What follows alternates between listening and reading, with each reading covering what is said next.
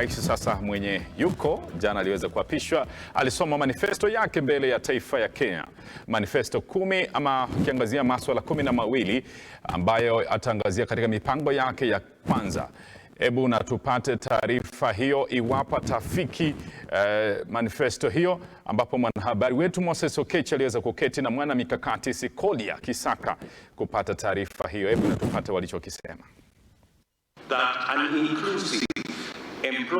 Muungano wa Kenya Kwanza ulitoa manifesto ya masuala 10 ambayo yataangazia anga ya serikali yake. Kinara wa muungano huu William Ruto alisoma kuwa mwaka 2023 mwaka 2027 wa fedha kwa sekta ya kilimo utaweza kutengewa shilingi bilioni 250. Well, when you talk about agriculture, it's interesting that it's actually it was the first thing that he talked about.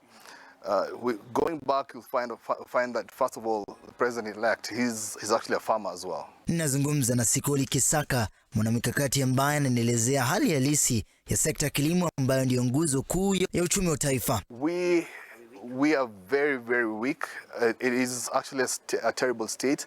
I would say up to this point, the government has largely abandoned farmers. We are on our own. And yet, when you look at the organic fertilizer, and for those who are using it, it's a lot cheaper and it's readily available. But then, because government has not gone in that direction and helped to sensitize people about it, helped to support the people who are in that business, we are seeing people struggling and even at times planting without any fertilizer just because they couldn't get this sort of fertilizer. Rais anayeondoka Uhuru Kenyatta alikuwa na miradi zinazoendelea ikiwemo barabara na hospitali. Je, Rais William Ruto atazimaliza kama alivyoandika kwenye manifesto yake? Instead of just, maybe getting into that office and discarding everything and just starting from fresh with what an individual's plans are, I would hope that, and especially in this situation, because he was a DP, so he was essentially in that government, right? And so he may have sanctioned quite a number of those projects. I will be waiting to see how he's going to handle the pending projects or the projects that are not yet completed. Because before you start on new projects, look and see from the projects that are already underway, that are already in flight, how many of those feed into your manifesto. Na kwenye sekta ya elimu, he wasn't for CBC. I would be waiting to see what his experts will come and say, okay, how are we going to redefine this? Because I don't know whether they will decide to scrap it off, which again will put us into another spin.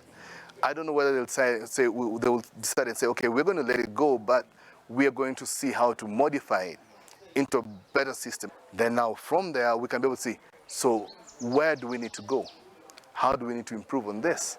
844 was not working for us because it's theory. CBC is supposed to be practical, but then is it really practical, right? And how are we supposed to then change it and make it what it was supposed to be? Whoever envisioned it, right? The professionals that came up with all that, are we implementing it the way it was supposed to be implemented, as opposed to complaining about it and saying it's not working and we need to scrap it? Unahisi kuwa Ruto ataafiki manifesto yake yote? I believe there's a potential to achieve each and every one of those is possible, but the first place that he needs to start upon is corruption. Corruption is what is going to be the stopper that's going to make it impossible to achieve any one of these. But then if he deals with corruption, all the rest are achievable. Na manifesto tatimizwa kwenye serikali yake? I would say this, if he asked me to get it to fruition for him, I would. Wow. So if I think I can do it, I believe he has a team that can.